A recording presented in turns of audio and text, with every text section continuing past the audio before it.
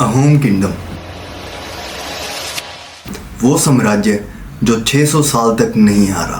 एक तरफ थे मुगल, दुनिया की सबसे ताकतवर फौज, और दूसरी तरफ थे मराठा, राजपूत, विजयनगरा।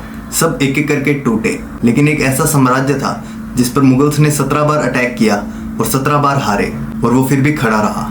ये कहानी है असम के उन वॉरियर्स की जिन्हें हिस्ट्री की बुक्स ने शायद भुला दिया है, लेकिन जो एक्चुअली कभी हारे ही नहीं। दोस्तों, आप लोग जब भी इंडियन हिस्ट्री के बारे में सुनते हो तो क्या जहन में आता है? मुगल्स, मराठा, मौर्य, राजपूत, सही। लेकिन एक ऐसा साम्राज्य है जिसके बारे में स्कूल्स की बुक्स में सिर्फ एक दो लाइन्स है।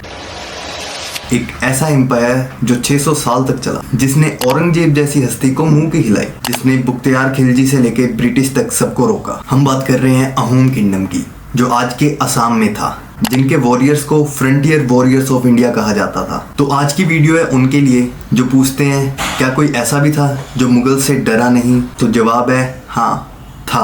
और आज हम उनकी पूरी कहानी जानेंगे। अब जानते हैं अहोम किंगडम की शुरुआत कैसे हुई। साल था 1228 एडी। एक ताई अहोम प्रिंस जिनका नाम था सुखप्पा अपने 9000 फॉलोअर्स के साथ म्यांमार की पहाड़ियों को पार करके ब्रह्मपुत्रा वैली में उतरे। ये लोग थे साउथ ईस्ट एशिया ताई ट्राइब के, और इनके पास था अलग ही स्टाइल का वॉरफेयर, गवर्नेंस और कल्चर। अब सोचिए, एक नया आदमी एक नए इलाके में, ना कोई बड़ी फौज और ना कोई बड़ा खजाना, सिर्फ एक विजन।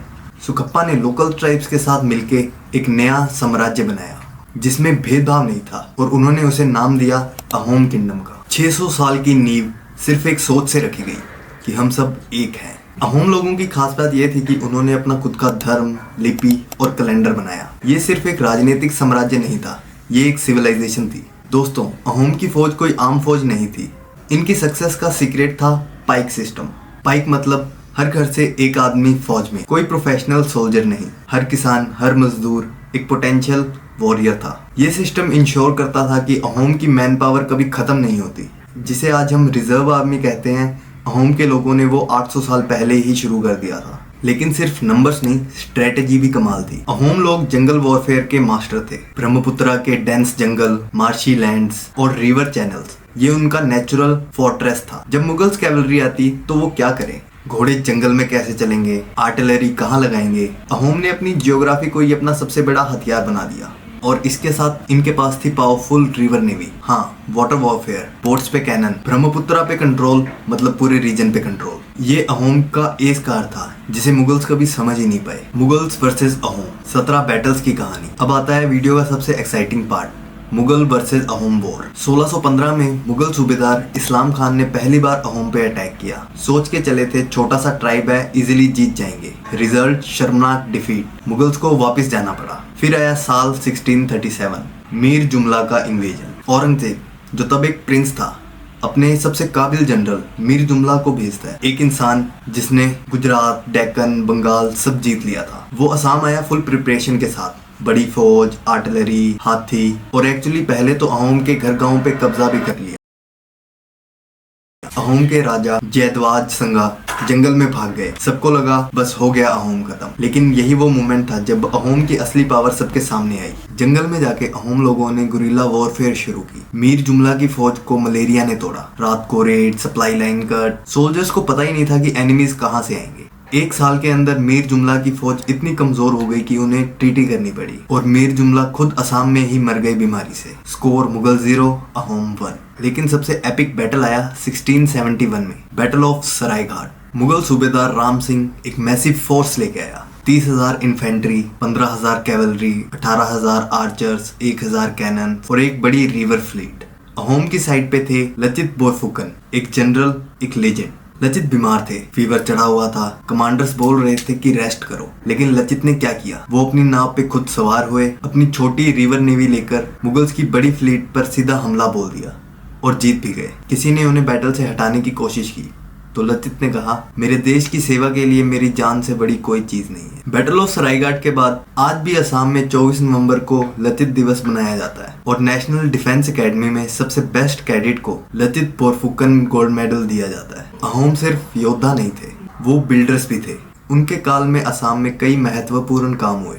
कारिंगर साबिसागर में अहोम का मैजेस्टिक रॉयल पैलेस आज भी खड़ा है। रंगघर, एशिया का पहला एम्फी थिएटर जहां बफेलो फाइट्स और स्पोर्ट्स होते थे 17वीं सेंचुरी में। सोचिए, जब यूरोप में रिसेशन चल रहा था, असम में पहला स्पोर्ट्स स्टेडियम बन रहा था। बुरांजिस, अहोम ने इसे अपना हिस्ट्री राइटिंग ट्रेडिशन बनाया। बुरांजी मतलब रिकॉर्ड्स। उन्होंने अपनी हिस्ट्री खुद लिखी अपनी लिपि में, और शायद इसीलिए आज हम अहोम के बारे में इतना जानते हैं। इंक्लूसिव गवर्नेंस, अहोम ने सब ट्राइब को साथ मिला के रखा। बूडो, मिसिंग, धीमसा सब अहोम के अम्ब्रेला में। ये डाइवर्सिटी ही उनकी स्ट्रेंथ थी। तो अगर अहोम ने मुगल्स को रोका, बुख्तियार खिलजी को रोका, ब्रिटिश को भी पहले रोका, तो फिर खत्म कैसे हुए?